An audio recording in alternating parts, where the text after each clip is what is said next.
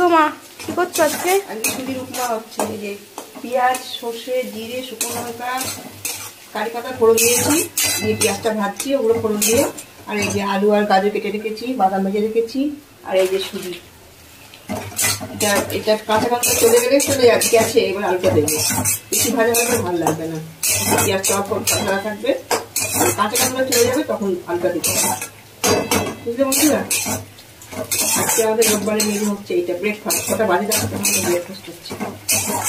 আসলে সানডে মানে ব্রেকফাস্ট আর লাঞ্চ আজকে একসঙ্গে হবে। দেখো ওই তো সানডে মানে ল্যাদ ডে, সারাদিন ল্যাদ খেতে খেতে খেতে খেতে আমরা ঘুরতে গেছি। আলুকে একটু ভাজা ভাজা করবো বন্ধুরা, তারপরে সুবিধা দেবো। আর আজকে মেনু কি হবে বুঝলে বন্ধুরা, ইলিশ মাছ হবে। ইলিশ মাছ, এই ইলিশ মাছ তারপরে একটু ধোবো, ইলিশ মাছের ঝাল হবে, আর কাতলা মাছের মাথা দিয়ে ডাল হবে আজকে মেনু, বুঝলে।